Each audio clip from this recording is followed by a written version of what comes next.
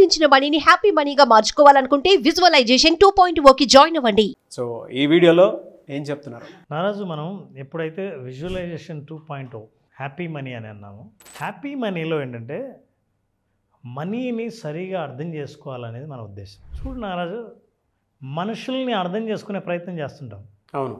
ఎందుకంటే అర్థం చేసుకుంటే మనతో మన సంబంధాలు బాగుంటాయి, అపార్థం చేసుకుంటే సంబంధాలు బాగుండవు. మనిషి దగ్గర అవ్వాలంటే ఒకరికొకరు బాగా అర్థం చేసుకుంటారు. దూరం అయ్యారు అంటే అర్థం ఏంటంటే ఒకరినొకరు అర్థం చేసుకోలేదు అని అర్థం. ఇది మనుషుల విషయంలో. మరి డబ్బుల విషయంలో కూడా అంతే. హ్యాపీ మనీ, మీ సంబంధం ఎలా ఉంటుందో, మీ ఎమోషన్ అటాచ్ ఎలా అయిందో అలాగే ఉంటుంది. అయితే దాన్ని మానసికంగా దీన్ని అట్లా అర్థం చేసుకొని డబ్బును నిలబెట్టుకునే మార్గాల గురించి మనం మాట్లాడుతున్నాం. షూర్. ముఖ్యంగా డబ్బు అంటే అందరూ ప్రతి ఒక్కరూ ధనవంతులు కావాలని కోరుకుంటారు. ధనవంతులు కావాలని కోరుకుంటున్నప్పుడు ధనవంతులైనా గొప్పవాళ్ళు, ఇంకెవరైనా గొప్పవాళ్ళు ఉన్నారా అంటే చాలామందికి ధనవంతులకి సంపన్నులకి తేడా తెలియదు. ధనవంతులు వేరు, సంపన్నులు వేరు. రిచ్ మ్యాన్ వేరు, వెల్తీ మ్యాన్ వేరు. Let us understand how we can understand the difference rich versus wealthy. ధనవంతులకు సంపన్నులకు ఉన్న తేడా మనం తెలుసుకుంటే అప్పుడు ధనవంతులు అవ్వాలా సంపన్నవంతులు అవ్వాలా అని మనం ఆలోచిస్తాం. కానీ మనకు ఒకటే తెలుసు, డబ్బు అంటే ధనం కావాలి, నేను ధనవంతుని అవ్వాలి అని కోరుకోవడం. కానీ ధనవంతులు అయిన వాళ్ళు వాళ్ళ జీవితంతో ఎలా ఉంటారు? నాకు డబ్బు అని మనం అంటే జనరల్గా ఏం ఆలోచిస్తాం? డబ్బు జీవితంలో సుఖం తీసుకొస్తుంది, డబ్బు ఉంటే మనం ఇంతకంటే బాగా జీవిస్తాం, జీవన స్థాయి మెరుగుపడుతుంది అని. జీవన స్థాయి మెరుగుపడడానికి ధనవంతుడు అయితే బాగా మెరుగుపడుతుంది అన్నది నమ్మకం కాకుండా కాస్త డీటెయిల్ వాస్తవాల్లోకి వెళ్దాం. మనం ఇన్నాళ్ళు ఊరికే నమ్మింది వినింది కాకుండా వాస్తవం ఏంటో తెలుసుకుందాం. అసలు రిచ్ పీపుల్ ఎలా బిహేవ్ చేస్తారు, వెల్తీ పీపుల్ ఎలా బిహేవ్ చేస్తారు? రిచ్ అంటే ధనవంతులు, వెల్తీ అంటే సంపన్నులు. ఈ రెండింటికి తేడా ఏంటి, మనం ఏమవ్వాలనుకుంటున్నాం అన్నది ఇది విన్న తర్వాత నిర్ణయించుకుంటారు చాలామంది. ఇది ఇగ్నోర్డ్ డిఫరెన్సెస్. చాలామంది పట్టించుకొని అర్థం కానీ తెలియని ఈ తేడాలు రిచ్కి వెల్తీకి. రిచ్ ఏంటంటే హై ఇన్కమ్ ఫిక్స్డ్ సోర్స్, బాగా డబ్బులు వస్తాయి, ఒక సోర్స్ ఉంటుంది, వస్తాయి కానీ ఒకటే సోర్స్ ఉంటుంది. మంచి ఉద్యోగం ఉంటుంది, జీతం రెగ్యులర్గా వస్తుంది, ఇట్ ఈస్ అ ఫిక్స్డ్ ఒకటే సోర్స్, దాన్నే ఖర్చు పెడతారు. ఇది రిచ్ వాళ్ళు చేసే పని. అయితే వెల్తీ వాళ్ళు ఏంటంటే good amount of assets and resources, rich as by product. వాళ్లకు ఆస్తులు ఉంటాయి, ఏ ఆస్తుల నుంచి రెగ్యులర్గా సస్టైనబుల్ ఇన్కమ్ వస్తుందో అట్లాంటి ఆస్తులు కలిగిన వాళ్ళు సంపన్నులు. మనీ అనేది, డబ్బు అనేది, ఇన్కమ్ అనేది బై ప్రోడక్ట్. ఆస్తి అలాగే ఉంటుంది. నువ్వు పని చేస్తుంటే జాబు, లేదా ఒక ప్రోడక్ట్ చేస్తుంటే, ఒక బిజినెస్ చేస్తుంటే అది చేసినంత వరకే నీకు ఆదాయం. చెయ్యకపోతే అంటే 4 రోజులు జ్వరం వచ్చి ఇంట్లో ఉంటే వ్యాపారం జరగకపోతే ఏం రాదు. సో ఇది రిచ్ పీపుల్, బాగా జరుగుతుంటే బాగా సంపాదిస్తుంటే. సంపన్నులకు ఏంటంటే ఇంట్లో కూర్చున్నా వాళ్ళు ఎక్కడున్నా అది పని చేస్తుంటుంది. ఇది వాళ్ళు ఆలోచించే తీరు.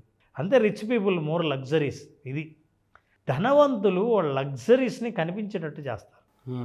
వాళ్ళు ఎక్కువ లగ్జరీస్ కావాలని కోరుకుంటారు, లగ్జరీస్గా ఉన్నానని అవతల వాళ్ళు తెలుసుకోవాలని అనుకుంటారు. కానీ సంపన్నులు వాళ్ళకి ఆప్షన్స్ చాలా ఉంటాయి.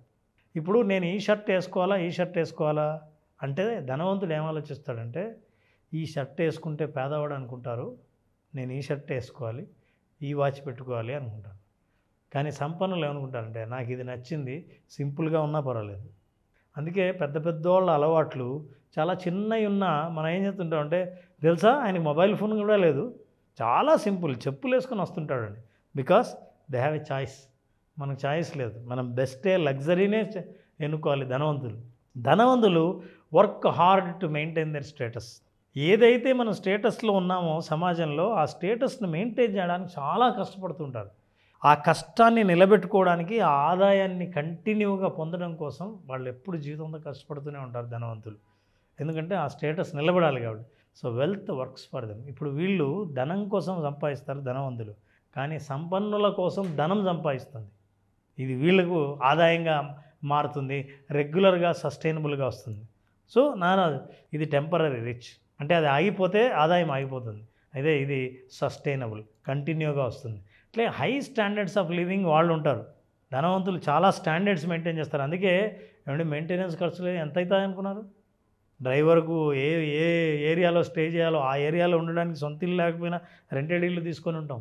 సో సంపన్నులు అలా కాదు, వాళ్ళకి కావాల్సింది సెక్యూరిటీ అండ్ సేఫ్టీ, స్టెబిలిటీ. స్థిరత్వం ఉండడానికి, ఆ సుస్థిరత్వం కోసం ఆదాయం కానీ, వాళ్ళ లైఫ్లో లైఫ్ స్టైల్ కానీ, లైఫ్ స్టాండర్డ్స్ కానీ దానికోసం ప్రయత్నిస్తారు. ఇవి మనం ఎప్పుడు చూడలే. కానీ కంటికి కనిపించేది రిచ్, కనపడనిది వెల్త్. అందుకే అంటారు వెల్త్ ఏం చేస్తాడంటే డబ్బును వెంటాడి పట్టుకుంటాడు సంపన్నుడు. ధనవంతుడు ఏం చేస్తాడంటే దాన్ని వెంటబడతాడు. అంటే అది పరిగెడుతుంటే కావాలని దాన్ని వెంటబడుతుంటాడు. అంటే బెగ్గింగ్ టైప్. కానీ సంపన్నుడు ఏం చేస్తాడంటే ఎక్కడ ఉందో డబ్బులు దాన్ని వేటాడడానికి డామినెంట్ పొజిషన్లో ఉంటాడు. పూర్ ఏం చేస్తాడంటే ప్లీజ్ దయచేసి నాకు డబ్బులు రావాలని రకరకాల మార్గాలు అన్వేషిస్తూ ఉంటాడు. దీన్ని మెటాఫర్గా ఉపయోగించారు, ఇలా మామూలుగా ఆలోచిస్తాము అని. సో ఇలా ఆలోచన తీరు మనకు మారాలి, మైండ్ సెట్ మారాలి అని. చూడండి, నాకు తెలిసిన ఒక వ్యక్తి ఒక రిచ్ కారు కొన్నాడు, చాలా లగ్జరియస్ కారు కొన్నాడు. కారు కొని అందరూ బ్రహ్మాండం మెచ్చుకున్నారు, పార్టీ ఇచ్చాడు, చాలా గౌరవం పెరిగింది, లగ్జరీ కారు ఉందని. కరెక్ట్గా 2.5 నెలలు 3 నెలలు అయిందనుకుంటా. మళ్ళీ మామూలు కారు తీసుకొచ్చాడు, రోజు అంతకుముందు వాడే కారు. అంతకుముందు అది ఏమైంది అని. నేనేమో అనుకున్నా, అది ఊరికే బాగా ఆయిల్ తాగేస్తుంది, దాన్ని ఇన్స్టాల్మెంట్ కట్టాలంటే అంత ఈజీ కాదు, వెనక్కి ఇచ్చేస్తాం అనుకున్నాను నేను అని. రిచ్ ఏంటంటే తను రిచ్గా ఉండడం కోసం చాలా ఇబ్బందులు పడేవాళ్ళు ఉంటారు. ఒకసారి నుండి పరువు కోసం అప్పులు చేసి నేను ధనవంతుడిగా స్టేటస్గా కనపడాలని ఎంతోమంది ప్రయత్నం చేసి వెనక్కి వచ్చి ఏమాత్రం సిగ్గుపడకుండా మళ్ళీ జీవించాల్సి వచ్చిన పరిస్థితి వచ్చింది. అతన్ని సిగ్గుపడలేదు. కానీ చాలామంది పరువు పోతుందని అదే స్థాయిని మెయింటైన్ చేస్తారు. ఆ రిచ్నెస్ అనేది మనిషికి ప్రమాదం. రిచ్నెస్ ప్రదర్శించడం ఒకటి అర్థం చేసుకోవాలి. నా కాన్సెప్ట్ ఏంటంటే wealth is what you don't see. కంటికి అస్సలు కనిపించనిదే మనకు సంపన్నతత్వం, సమృద్ధి తత్వం. కంటికి కనిపించేది కాదు. సో కనిపించలేదు కాబట్టి వాళ్ళు వెల్త్ కాదని అనుకోవడానికి లేదు. అందుకే వెల్త్ ఎప్పుడు కనపడదు, ఇట్లా వెల్త్ పెరుగుతూ పోతూ ఉంటుంది. సో వాళ్ళు పెరుగుతూ పోయే ఆదాయ మార్గాలనే వెతుక్కొని పెడతారు. ఈ రెండింటిని, ఫర్ ఎగ్జాంపుల్, ఈవిడ చాలా పాపులర్ హాలీవుడ్ సింగర్ రిహానా అని. ఈమె పాటలు వినని వాళ్ళు లేరు. పెద్ద పెద్ద సింగర్స్తో టైఅప్ అయింది. ఎన్ని అవార్డులు వచ్చాయో.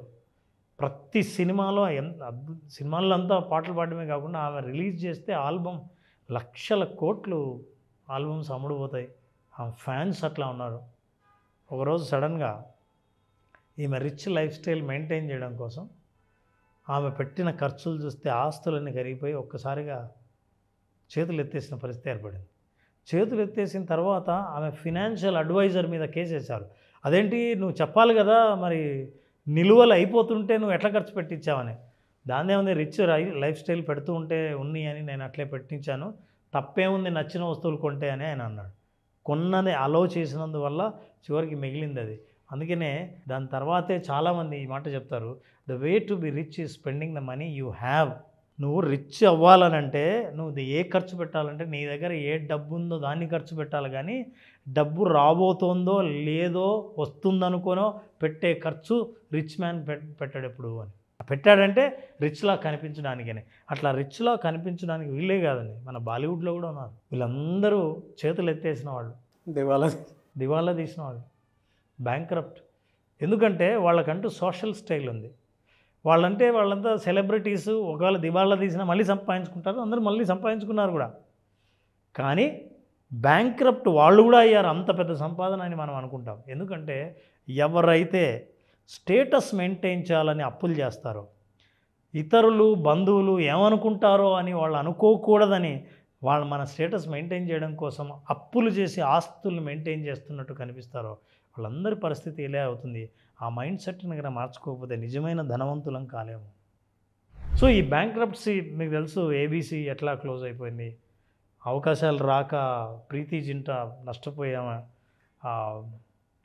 క్రికెట్ టీముల్ని కూడా బాయి చేసి నష్టపోయి చివరికి ఏమైతే శిల్పా శెట్టి అంత బాగా డబ్బులు ఉన్నాయి, సొంత ఛానల్ పెట్టి యోగా చేయాల్సి వచ్చింది.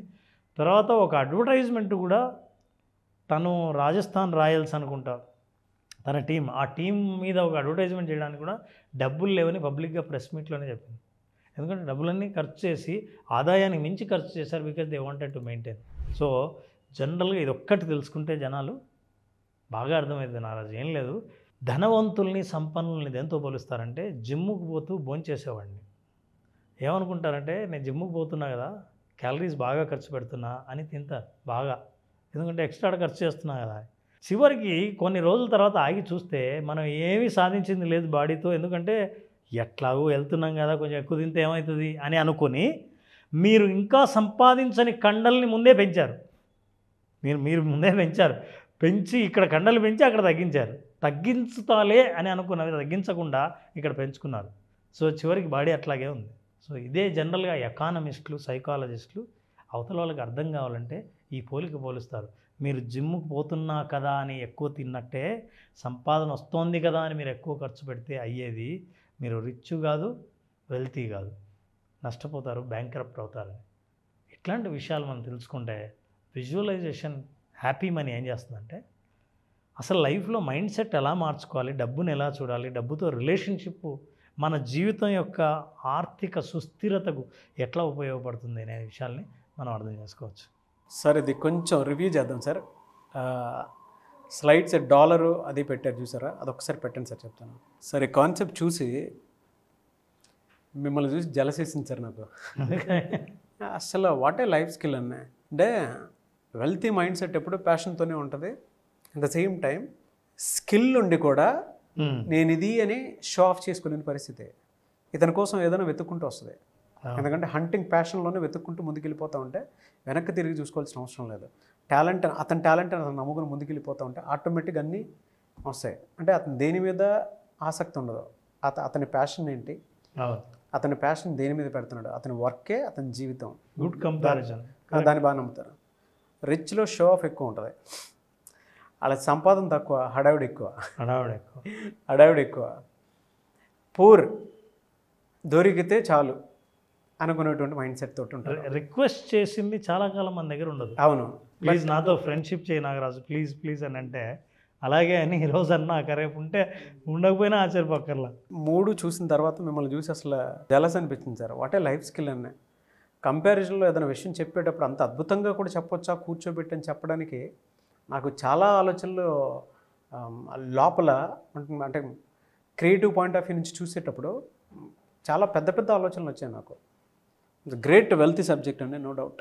అవునవును, చాలా పెద్ద మీనింగ్ఫుల్ ఉన్నటువంటి సబ్జెక్టు. దానికి కనుక అర్థం చేసుకున్నట్టు అంటే 10 సార్లు చూసి ఇందులో ఏముందని అర్థం చేసుకుంటే పక్కనే పెట్టుకుని రాసుకుంటే వెల్తీకి రిచ్కి ఉన్న డిఫరెన్స్ కనుక చూసుకుంటే ఆటిట్యూడ్ డిఫరెన్స్ తెలుస్తుంది, ఫినాన్షియల్ డిఫరెన్స్ తెలుస్తుంది, ప్యాషన్ డిఫరెన్స్ తెలుస్తుంది. ద సేమ్ టైం ఏ మనిషికైనా కావాల్సింది ఏంటి ఎండ్ లైఫ్లో అనేటువంటి అర్థం తెలుసుకోవడానికి కూడా ఈ 2 డిఫరెన్స్లు డెఫినెట్గా తెలుస్తాయి. అసలు మనకి ఏ యాటిట్యూడ్ ఉంది అని ఆలోచించాలనే మనం చూపించాం. Really fantastic Ram sir, no words. Thank you so much అండి. Thank you Naraj. చాలామంది క్లాసెస్ అడుగుతూ ఉన్నారు, ఎప్పుడున్న అవకాశం ఉంటుంది? నారాజ్ జూలై 12న క్లాస్ స్టార్ట్ చేస్తున్నాం.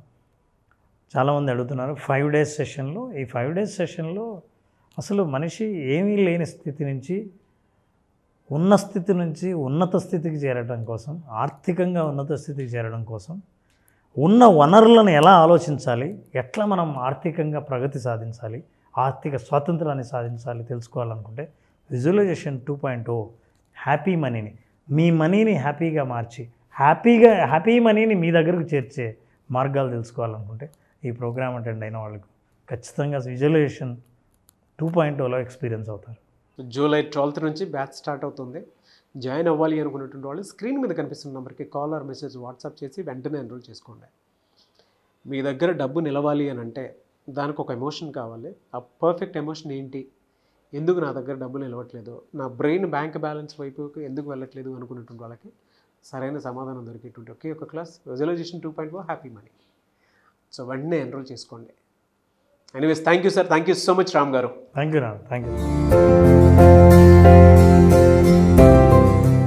సుమన్ టీవీలో మీ పర్సనల్ అండ్ బిజినెస్ ప్రమోషన్స్ కోసం కింది నెంబర్కి కాంటాక్ట్ చేయండి.